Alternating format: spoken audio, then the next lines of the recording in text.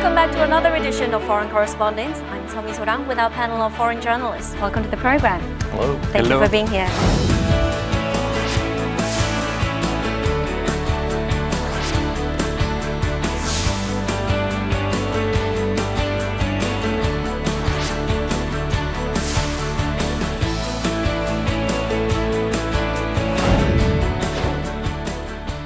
Now, the biggest issue this past week was, without question, the historic North Korea-U.S. summit. So how did you guys cover the meeting?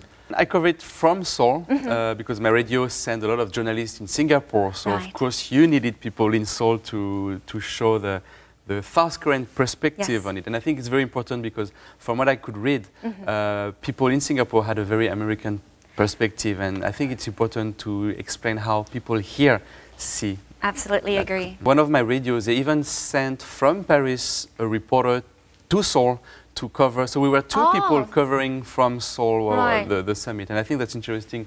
It shows that people understand that it's very important to explain the South Korean perspective in the summit. Get the perspective from the ground. Yes, exactly. Okay, so this week on Foreign Correspondents, we'll dissect the June 12th Kim-Trump meeting, what was agreed upon, what wasn't, and where we go from here. The summit of the century, as it has been called, was finally held on June 12th. I think tremendous success. We'll be tremendously successful. And it's my honor, and we will have a terrific relationship, I have no doubt. 여기까지 오는 길이 그리 쉬운 길은 아니에요. 우리한테는 우리 발목을 잡는 그 과거가 있고 또 그릇된 국민과 발행들이 우리 때로는 우리 눈과 귀를 가리고 있었는데 우리 모든 것을 이겨내고 이 자리까지 왔습니다. The two leaders held a 35-minute discussion in private under a highly cordial atmosphere. This was then followed by an expanded summit which took place for around 1 hour and 40 minutes in the presence of their aides. Following a luncheon meeting and a brief walk, the two leaders put their signatures on a joint declaration at around 1:40 p.m. local time. 역사적인 이 만남에서 지난 과거를 덮고 새로운 출발을 알리는 그 역사적인 문건에 서명을 하게 됩니다. 세상은 아마 중대한 변화를 보게 될 것입니다. Starting that process very quickly, very, very quickly. Absolutely. You'll be seeing everything in just a little while. The letter that we're signing is very comprehensive, and I think both sides are going to be very impressed with the result. In this week's edition of Foreign Correspondents, we sit down with our panel of journalists to take an in-depth look at the historic North Korea-U.S. summit and its ramifications.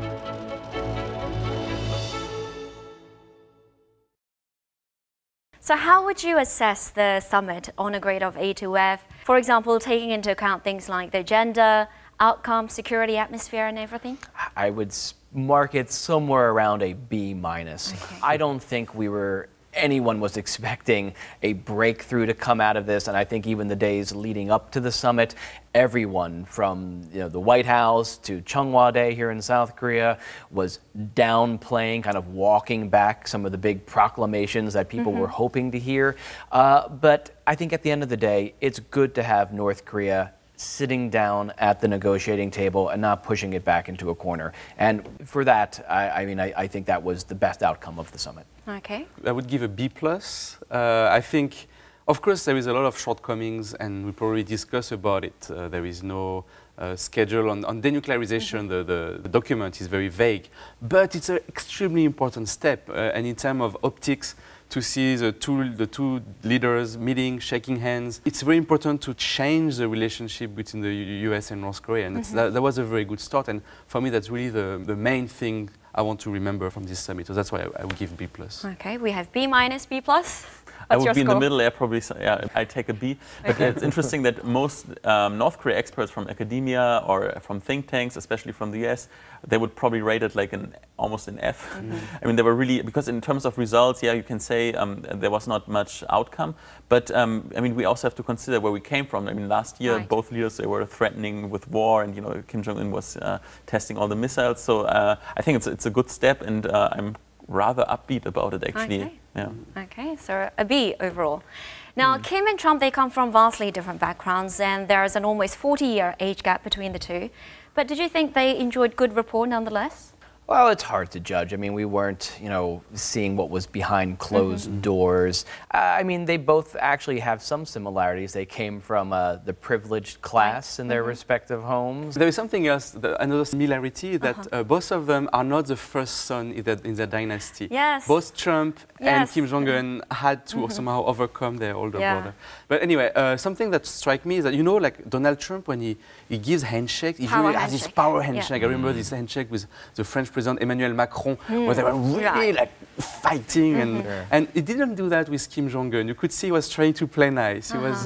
But there was the battle of who can pat who on the back as they were walking out. Who was the last one to get that hand on the shoulder? So does it mean a lot to put your back to your hand? Well, I mean, I think it's a showing like it's still I think a mark of dominance. Like, come with me, boy. Like this is not as much as a pat on the shoulder, but a pat on the back. I think is along the lines of showing dominance. Both of them did that, right? Yes, they did. They took turns. But that's important, right? Because it was vice versa. And I mean, Kim Jong-un seemed a little bit nervous in the beginning, and I think it also has to do with the age gap, and he's meeting the most powerful president in the world. But Donald Trump, he also seemed rather like careful and like, and you could see the moment once they clicked and became rather relaxed. And those emotions, I think they are hard to fake. You can only play or put on a mask to some degree. And my impression, I'm not a psychologist, but my impression, they got really along quite well. And Trump, I mean, you can say about what you want, but he seems authentic. He goes for his intuition and for his guts. When do you think that click occurred during the summit? The first moment when I realized this cannot go wrong was actually already after the first patting of the shoulder, and you could see that they were loosening up a little bit. Well, Donald Trump said he could read Kim Jong-un within the first few seconds of meeting him, so I think we can assume the click happened then. Okay. Was there any one moment apart from the pats on the back that stood out for you during the summit? I think seeing the flags, kind of the American flag placed next to the North Korean flag, that's probably never happened before. It's a memorable moment. I agree with you. And what is more amazing with these flags, alternative flags, that North Korean people, we see that.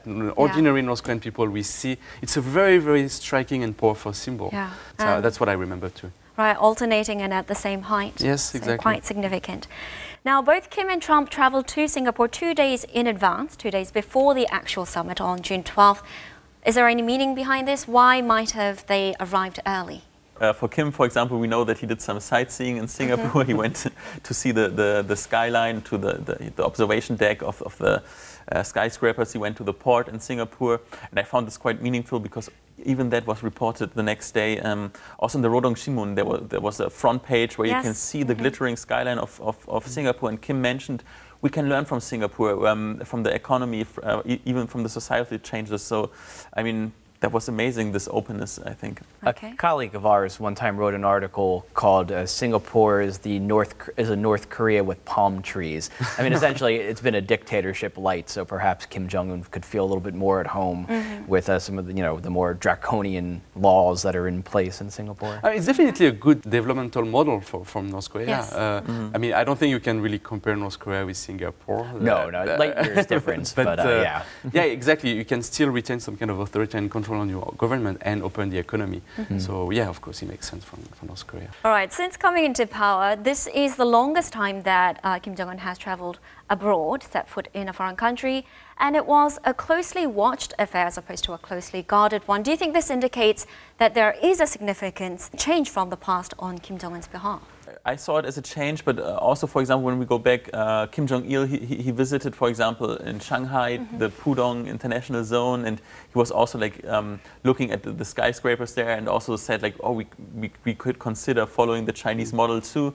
And of course, we know that didn't happen yet, but it's not the first time that the North Korean leader will go to another Asian country and look at the economic development, for example. But I don't think it's a radical change, but I do think we see a change. Like these images of Singapore by night, these very impressive images that appear in the Rodong Sinmun, the North Korean official newspaper, the day after. I mean, I have a personal anecdote. When 10 years ago, I used to work for an NGO in North Korea, and I took 5 North Korean people in China for a trip. They spent a week to be prepared to what they would see in North Korea. Because in North Korea, you know that the outside is more developed, but to see it is different. So they somehow brainwashed them before. And once I took these 5 North Koreans, we arrived at the Beijing airport. They were completely, they couldn't even speak how there is electricity, light, skyscraper. So to show this image of Singapore by night to everybody in North Korea, I think without preparing anybody, I really see that there is something is changing in North Korea. That was really impressive. On that note, how do you think the average North Korean citizen is viewing all of this?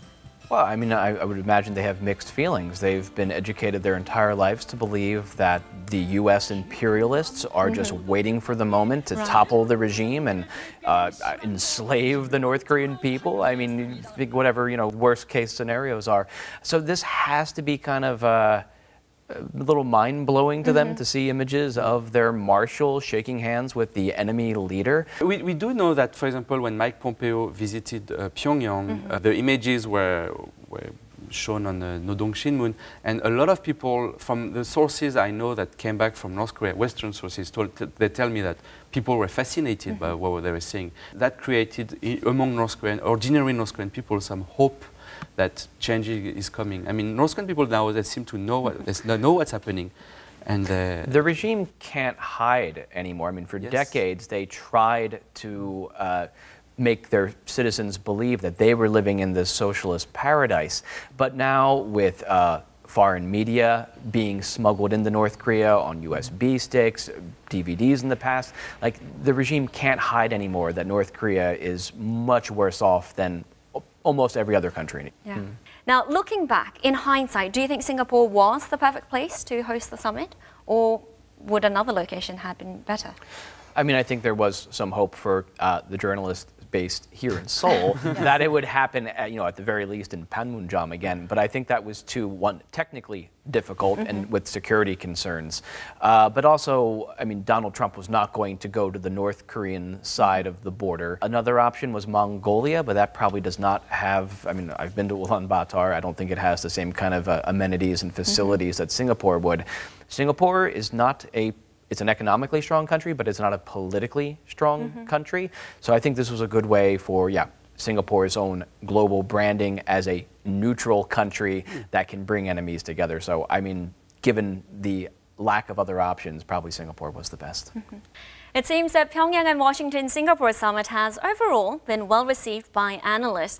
But in contrast, opinions differ on the content of the joint statement. So let's take a look. The fact that the two leaders of North Korea and the US were meeting at all created a buzz across the globe ahead of the two countries' bilateral summit. Many eyes were focused on the joint declaration that was signed by the two leaders. The document contained a 4-point statement, including the complete denuclerization of the Korean Peninsula, ensuring a framework of peace, and the normalization of ties between North Korea and the United States. We both want to do something, we both are going to do something, and we have developed a very special bond. So this is going to lead to more and more and more. However, the joint declaration from the summit has received mixed reviews from observers. Most foreign media outlets were thrilled by the meeting between the two leaders, calling it a historic summit. However, criticisms were also abound, with the UK's Guardian pointing out that the declaration did not go much further than the existing denuclearization agreement. The Washington Post, meanwhile, expressed concerns that President Trump was giving legitimacy to the leader of one of the world's most brutal totalitarian regimes. At around 5 p.m. local time Singapore, President Trump held a press conference where he said further details on the agreement will be discussed in the future. He also delivered a message of gratitude to the South Korean President Moon Jae-in.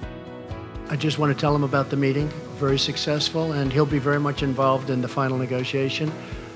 He's a very, very fine gentleman, also a friend of mine, and I look forward to speaking to him. He'll be very happy when he hears about. I've already sent word to him about what happened. I sent the document to him, actually, and all of the details behind the document. So I'll be talking to him very shortly. Meanwhile, the presidential Blue House welcomed the North Korea-U.S. joint declaration immediately following President Trump's press conference. 우리 정부는 이번 합의가 온전히 이행되도록 미국과 북한 그리고 국제사회와 아낌없이 협력할 것입니다. 한반도에 항구적인 평화가 정착되고 공존과 번영의 새 시대가 열릴 수 있도록 대한민국의 대통령으로서 혼신의 노력을 다할 것을 약속드립니다. The Kim-Trump summit will be remembered as a historic moment and an important first step towards solving the issue of Pyongyang's nuclear program and ending the long-standing animosity between North Korea and the United States. Okay, so let's talk about the joint declaration. There were 4 main points in there. New era of ties, peace on the Korean Peninsula, reaffirm Panmunjom Declaration, and recover prisoners of war and those missing in action. So how do these contents compare with your expectations going into the summit? I mean, it's clearly, for me, a disappointment. I think the summit was very important, but the declaration in itself, I mean, everybody was expecting, in terms of denuclearization, something more substantive. Yeah. And really wasn't. In terms of denuclearization, it just repeats the same words as the Panmunjom Declaration. There is nothing related to irreversible, verifiable, complete denuclearization. So that's really a disappointment, I have to say. And if you just look at the semantics of these 4 points, it's all we commit to working toward, we commit, to establishing. It's not, we will establish. It's like, well, yeah, it's a good idea, so we'll talk about it later on. I mean, the can is completely kicked down the road for everything. So again, I was not expecting a breakthrough, but I mean, it was such a watered down statement, it was disappointing. Right, and that denuclearization issue, we expect that to be perhaps number 1 on the declaration, not number 3, right? And if you actually do a side-by-side comparison of what North Korea put out in their state media, of what they were looking to achieve going into the summit, it was exactly the same, in the same order. Yeah, right. And they published in their in the KCNA, for example, they want a step-by-step denuclearization and a step-by-step process. And they wrote that Trump would have, realized that this is the way to go. And then on the other hand, Pompeo was in Seoul and saying, no, we want a CVID, we want a complete, verifiable, and irreversible denuclearization, and our goal has not changed. So I'm not sure how if they really got the details right, or if everyone takes only the aspects of the results that they wanted. And something that disappoints me as well is that, we just heard Donald Trump. I don't understand why you can change the relationship with North Korea, but why try so hard to defend Kim Jong-un, to call him a talented man, to say, oh, he loves his people? That really I don't understand. I think that was not necessary. We have to talk with him because he's a dictator who killed his own half-brother. He puts thousands of his own people in concentration camps. And I don't think we should deny that. That doesn't mean we should talk to him, but I don't understand why he keeps telling that Kim Jong-un is such a great guy. It's even more scary that, just several days before he was in Canada at the G7 meeting, he basically, how he treated his traditional allies was really, and he seems to get along quite well with Putin, with Kim, and I think there's I think he likes the antagonists, the quote-unquote bad boys. I think that's rather appealing for him. Right. Another layer to his unorthodox ways. Now, both sides, they had numerous high-level discussions going into the summit, and even in the late hours the night before the summit, there were high-level meetings there. So what do you think were perhaps the biggest points of contention? Most seriously, I think denuclearization is probably the point. And obviously the fact that they didn't reach any agreement. The South Koreans somehow hoped that the Americans would do more on the denuclearization front. And Donald Trump keeps presenting himself as the best negotiator in the world, but so far on that front, no. Obviously, he canceled the deal that was much more comprehensive, actually, the one with Iran, and presented this as a very historic step. But do you think that the working level talks with North Korea, between North Korea and the U.S., they will go on and they will work on the details, or do you think it will take a lot of time? Secretary of State Mike Pompeo said as early as next week there will be some follow-up discussions. Well, we'll see if those actually take place. I think that's the only way to do it anyway. Nobody believes that North Korea will suddenly give up their nuclear weapon. I think it's a very long process that will take years. And look, whether it be 2 years from now or was it 6 years from now, there will be a different U.S. president, but Kim Jong-un will most likely still be in power. So they know the longer they can draw out this process of denuclearizing, they can renegotiate terms with the next U.S. president. But as long as Trump said that the sanctions will continue. So as long as the sanctions are here, I don't see any problem with having a long process, a phased process. Why not? Now, you mentioned this before, you touched upon this, but Trump prides in his ability to negotiate, the art of the deal, as he likes to call it. So in this summit, who do you think walked away with the better deal? Kim Jong-un. I think it's Kim Jong-un. Yeah. And what do you think each side has gained, if anything, for the US? To be honest, I don't like this view of having to view summits as like a battle and who's the winner and who's the loser. But I mean, only if you look at the paper and the outcome, I think Kim Jong-un has reached a lot, because the biggest concessions clearly came from the US side, and ironically they were made during the press conference afterwards. For example, stopping the quote-unquote war games, and not even like South Korea was probably surprised as well, because the next day it was a spokesperson from the presidential house said, we don't even know what Trump meant, we have to figure that out first. So Trump didn't prove to be a very good negotiator, I guess. Yeah. Okay. I agree with you. And in terms of image, I mean, Kim Jong-un is clearly the winner. We saw people in Singapore were taking pictures of him and were cheering him. And you can see like how his image completely changed in the last 6 months. But I agree with you, it's not a zero-sum game. It's good for everybody that the two leaders are finally talking, and Trump can spin that as a win for him. And actually, this is what he's trying to do. And maybe we should ask this question to Jason, but how in the US, I'm not talking about pundits and commentators, but normal people, how do they see, do they think Trump did it's a win for Trump? It probably, America right now, I think, is so divided. You either love Donald Trump and everything he does, or you hate him and hate everything he does. But I think that we should also say that China came out with some victories out of this, especially in regard to the war games, as Fabian mentioned, the joint military exercises conducted between U.S. and South Korean forces. China has been pushing for a very long time for the U.S. and South Korea to call off these drills. And it looks like they got what they wanted. Yeah, China used to call it a freeze for freeze solution. Yes. Right. And I think there was a first surprise that suddenly Trump agreed to that position and adopt this solution. That was very surprising.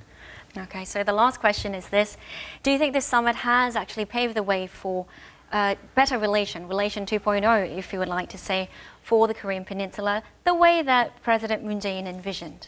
I mean, I kind of heard the same talk in the early 2000s when Kim Dae-jung met Kim Jong-il, and again when Roh Moo-hyun met Kim Jong-il. And look, I mean, this has certainly gone further. You know, North Korea has taken many more steps than it has ever taken before to engage. But let's see, there's nothing really concrete yet has happened.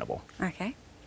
First, we have to remember last year we were afraid of a war. We were talking about war, so the situation really improved. And the situation in North Korea changed. The North Korea today is not the same as the North Korea from Kim Dae-jung or Roh Moo-hyun era.